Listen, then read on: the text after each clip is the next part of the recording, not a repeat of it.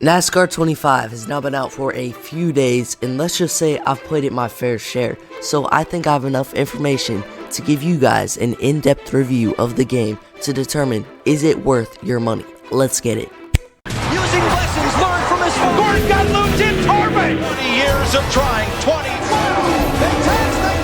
The first thing that I want to touch on is the gameplay, and this can often make or break the game. For example, look at NASCAR 21 Ignition.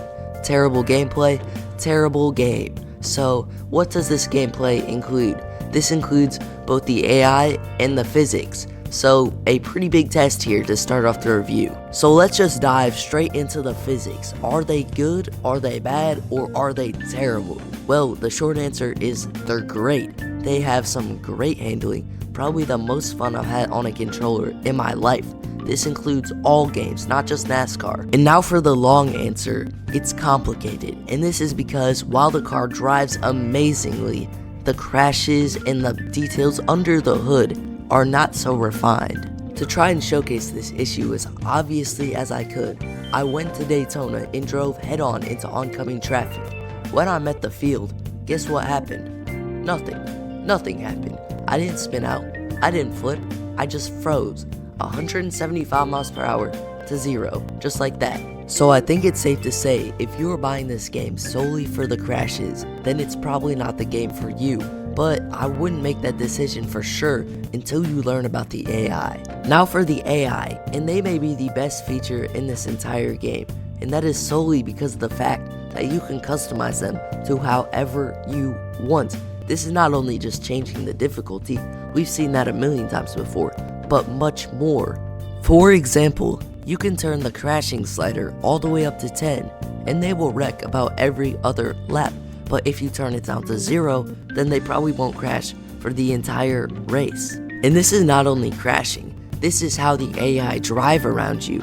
You can adjust how their car reacts to contact. You can adjust how spread out the field is, and that's just the tip of the iceberg with what you can do. It really is fascinating what they did, and I have to give iRacing applause for it. And back to the crashing, I'll just give you a quick example of this. Say you're leading at Daytona with the entire pack behind you. You decide to just randomly spin out, and then the entire pack will just come to a dead stop. They probably won't even hit you. They won't run into each other. It's just very unrealistic, and as I said, if you like crashing, this game's probably not for you. In fact, go play 21 Ignition, because you will find crashing in the game, and literally, the game will crash. So yeah, go play 21 Ignition if you enjoy crashing. But overall, in the gameplay category, I'm gonna give it a 7 out of 10. Now to go over online play, and I'm gonna try and keep this short because I think the biggest problem is the drivers and not the actual game, but there is a pretty bad thing going on at road courses right now. So say you cut a corner, you have to come to a dead stop, and your car doesn't even ghost, so everyone behind you will run into you, and it will just be a total mess. Another issue that I encountered was when I was racing at Iowa in the ARCA car. Now this had clearly said that there was 23 cars in the race and signed up for it, but whenever I loaded in, I was the only car on the track.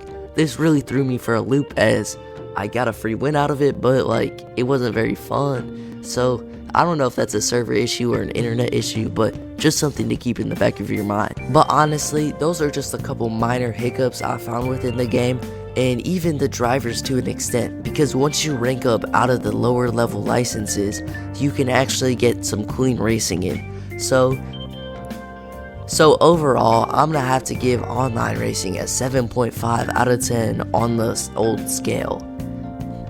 So overall, I'm going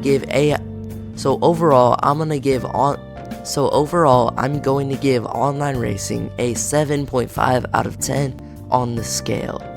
But honestly, those are just a couple minor hiccups within the mode, even the drivers to an extent, because once you rank up out of that license class, you won't be with the terrible drivers. So honestly, online, overall, the score is going to be a 7.5 out of 10. Now for probably the most popular section of this review, and that is going to be career mode. And this career mode is really good. Let's dive into all the details about it, starting out with like the progression scale. So you're going to start in ARCA, And then as you progress through the races, you're going to unlock new portions of the HQ, be able to buy parts, be able to upgrade your car, customize it. You get new sponsors about every other race if you perform well, and that's just the tip of the iceberg.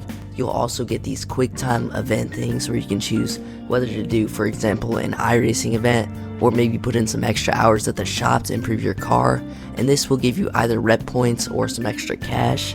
And rep points, what they do is you have to earn rep points to advance to the next series, and I'm sure I'm really confusing you right now, because it is kind of confusing unless you actually play the game. So that is why I'm uploading this review, for you to make that decision. And yeah, continuing on with that career mode, once you get to the truck series, it's kind of the same thing, I want to say, but you do have a new background. Same with every series, you're going to have a new like loading screen, menu screen kind of background with your upgraded shop, because obviously you're going to become a bigger and bigger team as you move through the ranks. And honestly, once you get to, I'd say, Xfinity to Cup series, like that range, I feel like it could start to get just a little bit dry, but that is only if you really can't earn reputation quickly, because you could already be in your 5th season and you're not even in the Cup series yet. So that is maybe an issue. I kind of wish you could have a custom start wherever you want, because it is offline. Like, it's not like you're going to be playing online and being compared to everyone else. You're playing offline, so I feel like you should be able to just start wherever you want, honestly. So that is one of my gripes about it. Another one of my gripes is that, honestly, yeah, as I said, after the first few seasons, there's really not much left to do in it. It's a lot of the same stuff, just buy upgrades, hire new team members, try and get better sponsors, and luckily, the good thing about sponsors is there's a great paint booth in the game. There's like 25 different schemes you can put on, hundreds of different colors. Literally, there's like, I don't know, what was it, like 100 different number fonts. It is really cool, this paint booth, and that honestly helps out career a lot and gives you something to do, because as I said, you're going to be getting new sponsors all the time, and it really helps when you have a good paint booth to kind of occupy some of that in between the races time that you'd normally be spending on nothing, just going to the next race. But overall, career mode, it's pretty good. But one more thing I do want to mention about career mode that could use just a slight bit of improvement is I kind of wish you could like sell merch or hire a driver to race one of your series. I feel like that would be really neat, so that you don't have to race every single race in every single series if you don't want to. You can just own a team, be kind of like a NASCAR franchise mode, I feel like that could be kind of neat. So NASCAR 26 maybe, but honestly, they really just need to focus on the rest of the game. So overall, I'm going to give career mode a 8 out of 10. You know what, scrap that, I'm giving it a 7 out of 10. I'm going to be a little bit more harsh on it, and it's just because it's just a little bit bare bones for my liking, but still is the best career mode we've had in probably 20 years. Moving on to the last and final mode, that is going to be championship mode. And I don't really have much to say about this mode, because you just pick a driver and then pick a calendar, and then it's basically quick race with points. So it's kind of boring. As usual, we're going to the depth conversation. There's just not much depth to the mode. It's championship mode. I can't say anything else about it. And that brings me on to my final point about the game, is that there's really not much to do aside from career mode and online. Like, if you don't want to play either of those two modes, you're pretty much stuck. There's no thunder or lightning challenges like in previous games. There's no franchise mode really. Honestly, it's just kind of lifeless outside of career mode and online. So I will be including that in my final rating. And speaking of this final tally, let's just add them all up. So we have a 7, a 7.5, an 8, and a 9. And if you average all of that out, it's going to be an 8.25 out of 10. It's a pretty solid rating, especially for me. So should you buy it? Honestly, I think you should. It's a big improvement over Heat 5 for $60. I know that's kind of expensive for some people, but I think it would be worth it. Or at bare minimum, you can just wait until next year in NASCAR 26, which I feel like is going to be a lot better. And that is going to wrap up this review. If you found it helpful in any way, shape, or form, you have to drop me a subscription, and as well as a like, because that would really be greatly appreciated by myself. And I'll see you next time. Goodbye.